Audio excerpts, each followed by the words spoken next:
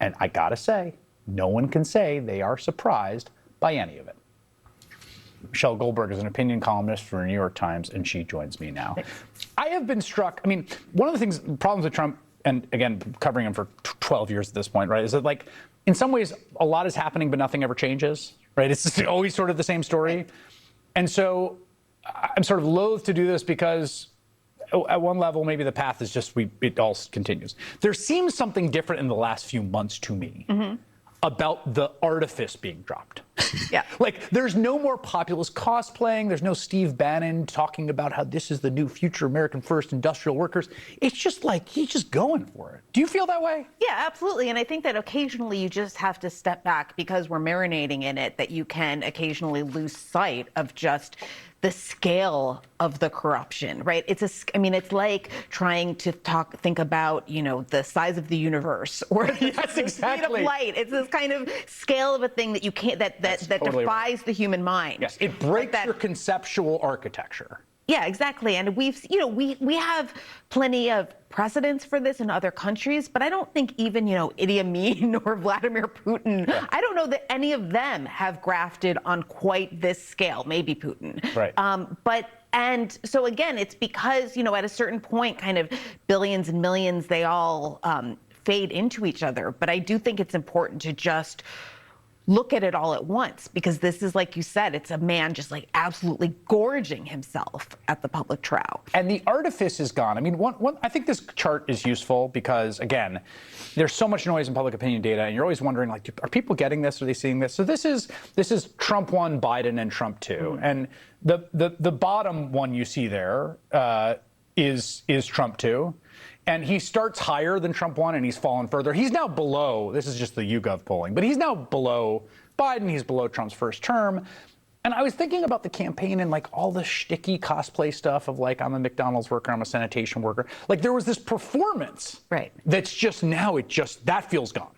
Well, and Trump is, like, really a con artist. I always thought that one of the things that Democrats never quite understood was that he was so obviously a con artist if you lived in New York City, that people didn't quite understand this other persona that he had created, that they really needed to explain the extent of his graft and conning and the way he, you know, sort of bilked, you know, he didn't bilk the people who hated him, he bilked the people who believed in him, right? With, like, Trump University and all of these pyramid schemes. And so that's what he has now done to the nation writ large. And he doesn't have to sell anything anymore. That's the other thing. The other reason I think it's in a different place right now, he's going to turn 80 in summer. Like, he's very clearly staring down his own mortality, which I think a lot of this, like, obsessive naming of things and statues is about, right? This is a person dealing with that. But also, like, he's either term limited out and he's a lame duck, or they're going to try to hold on to the office through extra constitutional means. And in neither case do they really care what voters think, right? It's just like the degree to which they're done with that is so striking in the last few months. Well, and I also think that, you know, we always sort of joke or darkly joke about how he sees the people he sees as his peers are, you know, Xi Jinping and Vladimir Putin and all of these autocrats. And I think that that's true in terms of his contempt for democracy, but it's also true in terms of the wealth that he feels entitled to. Yes. Right? That's how his sort of people live. They take and take and take. And the people who are on the other side of this, you're so right about, like, you know, the people that he conned were the people who believed in him the most, which is always the way a con artist works. The Washington Post did one of these, you know, we call them diner safaris, you know, they go talk to Trump people and they say, I still love Trump. This was a little different. This one was a little, people be like, boy, I don't know. This is Peggy Lift, 57, a welder, 3-time Trump voter, remembered having money in the bank during Trump's first term. Prices were down, gas was low. By the way, that's true. Like, inflation was pretty low. Like, the 2019 economy was doing pretty well for working people, all things considered. He's concentrating on other things like overseas Iran, she said of Trump. He says he's doing it for us, but I don't see where that's happening. And again, it's like the hardest of hardcore MAGA people aren't going to crack. But he's underwater right now with white folks without a college degree. Like, he's underwater with the demographic groups that are the base. Right. And he still has more than 2 years, and it's not going to get any better for them. He's certainly not going to get any better. Although I do think, you know, yeah, he's like staring at 30%. This is still a sort of shocking indictment about the, like, epistemological structure of our country that a third of people look at what Donald Trump is doing and think that it's great. And maybe some of them, I even think that all of this graft is great because they know it breaks the heart of the people that they hate. Yeah, I mean, the thing I always remind myself is like, what's the floor?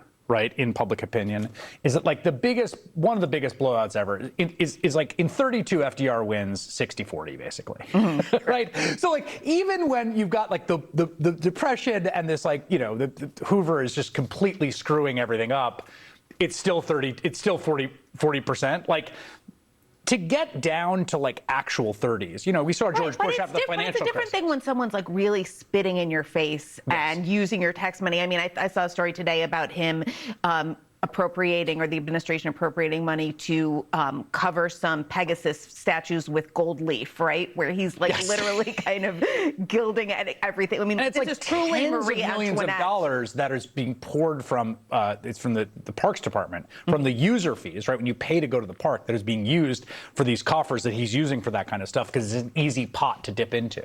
Right, and I remember when there used to be this sort of culture war thing about the national parks. Like, you're the people who go to Europe, we're the people who go camp in national parks. Then you look at the sort of care that they take of the national parks, and it's just, you know, a kind of metonym for the care that they take of their people more broadly. There's also the other part of like who is the old woman in the tale, right? Which is like it's his base, I think, in many respects. It's folks that voted for him.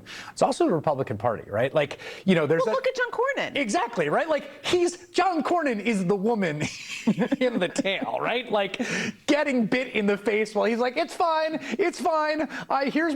I'm going to Trump Burger. Here's my art of the deal. Like biting bigger parts of his face coming off. And every single one of them could have avoided this. I mean, they had their chance. They could have convicted him. Right. They could have done it. There was like the public opinion was there. It was their chance. It was teed up for him. He would have been constitutionally barred from office. He would have been no longer, you know, he wouldn't have had the power to lord over them of maybe he's a nominee. It would have deaded it all. Right. I mean, there's a reason why that, you know, famous Lindsey Graham quote gets resurrected every couple of weeks, right? That he'll destroy us and we'll have deserved it. Yes, that's the other fitting bookend to the snake. That's Lindsey Graham's version of the snake. I wonder if he remembers that. Michelle Goldberg, great to have you here. Thank you. Coming up, one of the former judges demanding